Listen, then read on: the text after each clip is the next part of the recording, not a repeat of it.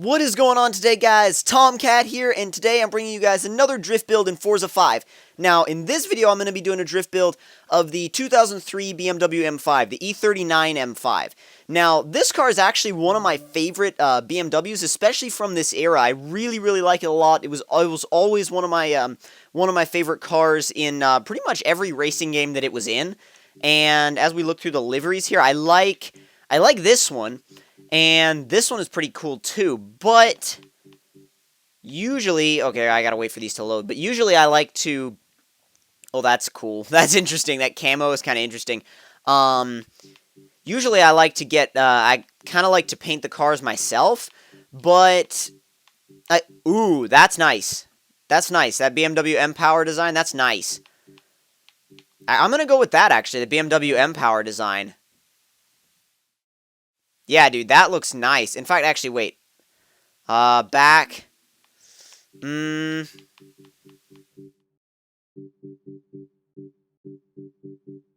Okay, now.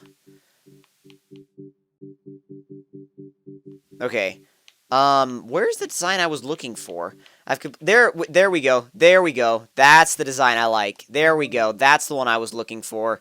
That's the one I was looking for. I like this design a lot.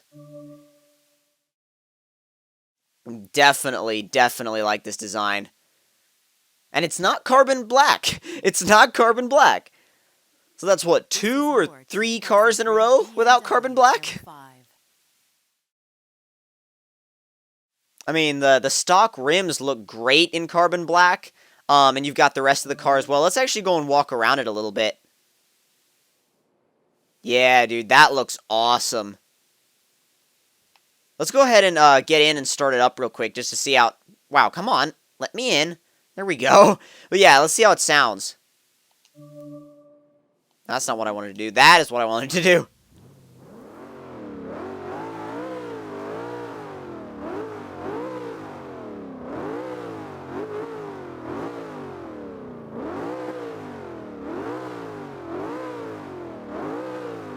That V8 sounds amazing.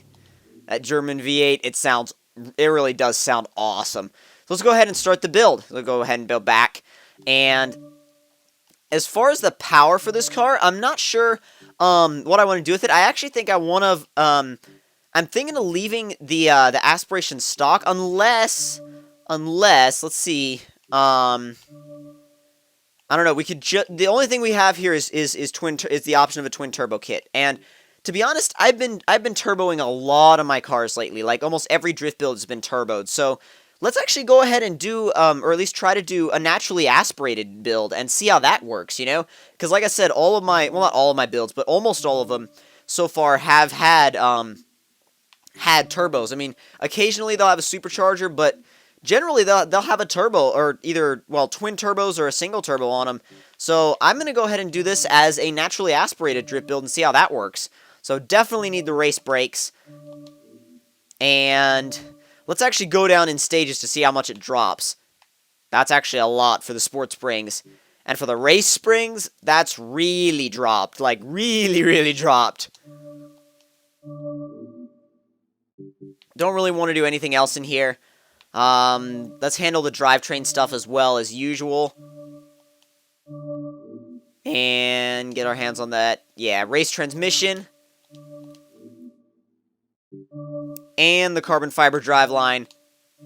That thing just looks nice. I mean, if you want something like under your car that looks nice, that looks nice too. It's not just functional, it looks nice. Now to start, actually, well, let's actually check the tires real quick. Just go ahead and do street tires. And up the width in the rear a little bit to either I think 305s should work nice. Work pretty nicely. Actually, I think I'm going to just leave the stock rims. So, let's go ahead and start building up the engine. Now, definitely want to race exhaust, and look how even that power band is with the naturally aspirated engine. Definitely want to cam it. Actually, wait, let's see how much power. Oh, yeah, 473 horsepower, 396 pounds-feet of torque. That's really good. That went up quite a bit. That went up actually a lot. And Let's see if we can bore it out a little bit too, to 5.4 liters. And I want to get it somewhere in the neighborhood of about 500 horsepower. That's 510 horsepower, 428 pounds-feet of torque. That should be pretty good. Nice balanced setup. And go ahead and tune it.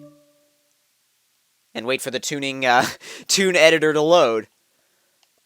Alright, now, tire pressure, I'm going to make it a little different this time. A little lower than the last time I did with the LFA. Bring this out to 2, leave that at 0, and then bring this up to, I want to say about 5.5. And then soften the springs a little bit. You got to really wait for the slider to get going. And then for the rears as well, I generally make the rears a little bit lower. Yeah. And then drop these down a little bit more than the LFA, just like before. Drop that down to 6.5. And then 5.5. And 5 in the rear. And for a differential, obviously 100% on both, as I always do. Apply that setup, and let's go ahead and test drive it. Now, as usual, I think I want to go to top gear to test it, but actually, I kind of want to go to Silverstone. Let's actually go to Silverstone and test this one. Silverstone National, so we can just turn around at the start and head straight to the drift section, because that's like one of the best drift sections really in the game. I mean, really popular for tandeming, battling, all that kind of stuff. It's a really, really good section. Really nice section and fun section, too. Since you got your first corner, which is kind of tight, and then you got your second corner, which is a huge sweeper, and a really fun section to mess around on.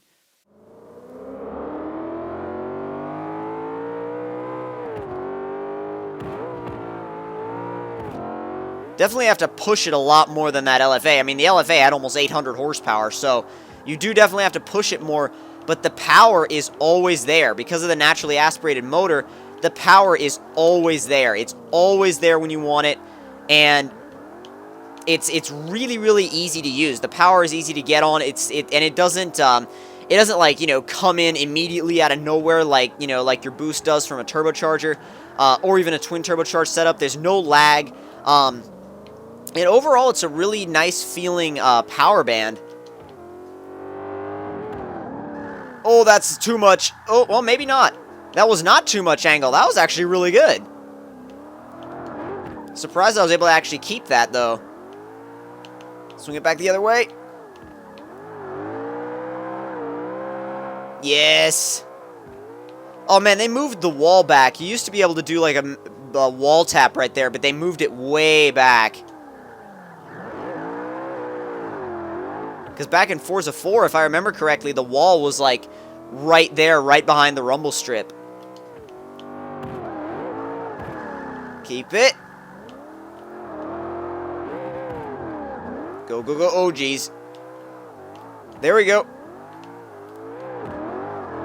Come on, then. Definitely starting to get used to it now. Yeah, I'm liking this car. I really am.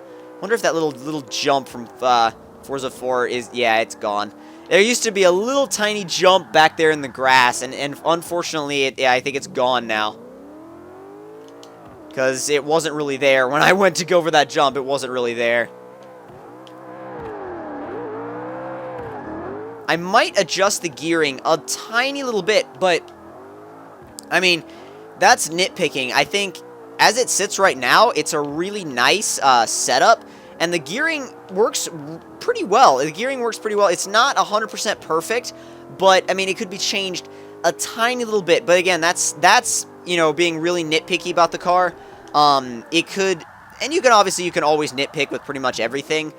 But, as it sits right now, really fun car. Really balanced car, too. If you're just learning how to drift, I recommend copying this setup if you guys want a simple setup to use.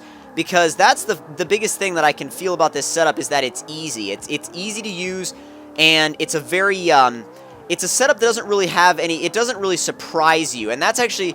I mean, if you're just starting out in drifting, you don't want any surprises while you're, you know, mid-drift. You don't want, like, boost to come out of nowhere and freak you out and spin you out all over the place. Obviously, you can learn how to drift with boost the more you, the more you practice and the better you get at it. But if you're just starting out, this is a great naturally aspirated setup and a really nice balanced setup with an even power band that is really simple for, I think, for new, or would be simple for new drifters to get into and just to start using. One last run here. Let's see how we do.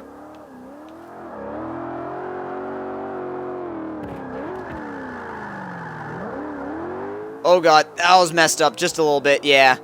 Had to kick it back out again, but yeah, I messed that up a little bit. But overall, not bad. Overall, I really like this car. I like it a lot, actually. And I definitely, like I said before, definitely recommend it. So if you guys want to copy that build, feel free to do that. And if you guys enjoyed the video, don't forget to leave me a like. Tell me in the comment section below what you thought of it. And if you're new to my channel, don't forget to subscribe for more. And I will see you guys later.